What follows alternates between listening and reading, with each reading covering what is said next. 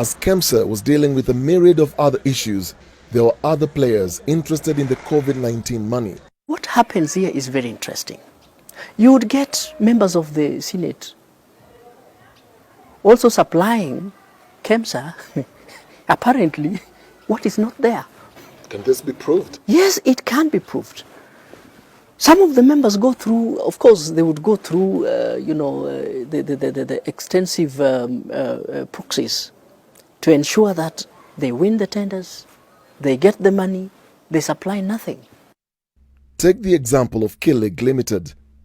According to records at the Department of the Registrar General, Kilig Company was registered on January 22, 2020, with the apparent anticipation of the global pandemic coming through our borders. It was not a question of if, but when. The company, whose directors are Xi Jinping and Wilbrod Gatei Gashoka, received a direct tender a month later to deliver PPEs at the cost of 4 billion shillings with no documented evidence of financial, technical or production capabilities at an inflated cost of 9,000 shillings as opposed to the market price of 5,600. The actual beneficiaries of the contract are not the persons listed on the company as shareholders. They are just proxies. A Nairobi lawyer registered the company on behalf of a vocal Jubilee Party power broker and the personal assistant of a top official in the opposition. Since this opportunity came, and it came to the people who understand themselves, there was no procedure, there was no process. It is take and go. Ziwala Limited, whose directors and shareholders are Samantha Ngina Mudhama and June Duta Kenywa, got an 84 million shillings contract to supply 120,000 pieces of KN95 face masks, where a piece was priced at 700 shillings. Other firms that benefited from the COVID-19 billions include Shop and Buy Limited, registered on February 14, 2020, just under a month before the country recorded its first positive case. The company, owned by James Kipketer Chilulei, received a 970 million shillings deal to supply 100,000 PPE kits at the cost of 9,000 shillings each and 100,000 pieces of KN95 face masks at the price of 700 apiece. Accenture Kenya Limited was given a tender of 108 million shillings to supply 12,000 PPEs. Abyssinia Group of Industries received a 20 million shillings contract to supply 30,000 pieces of N95 face masks.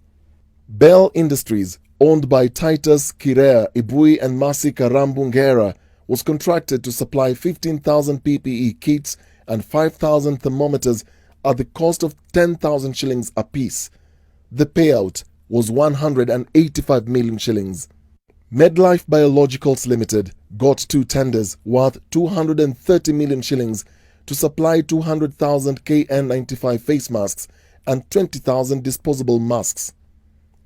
Nanopay Limited, owned by Ahmed Rahim Mahmoud Mohammed, got a tender of 35 million shillings to supply 50,000 pieces of KN95 face masks. Light Up Africa Limited, owned by Miss Emma Wanjiko Maina and Martha Wanjiro Thuku, got a bid of 25 million shillings to provide 50,000 pieces of 500 milliliters hand sanitizers. Walabis Ventures Limited, owned by Wanjiku Ndongo and James Njenga Ndungu, got a contract of 90 million shillings to supply 10,000 PPE kits. The grossly inflated prices handed over billions to a few well-connected individuals who then took advantage of the flawed procurement system at KEMSA. Corruption was now moving at the same pace as COVID-19.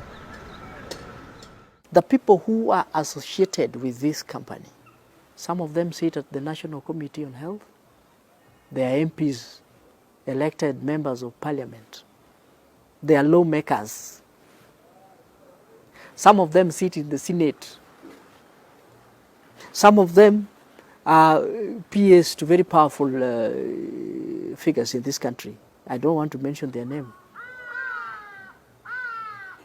So even if you were to investigate these particular people, where would you be drawing your authority and power?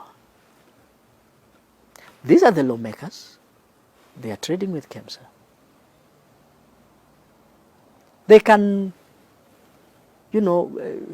form a canopy and protect themselves and sanitize themselves and make you and your office be as useless as possible.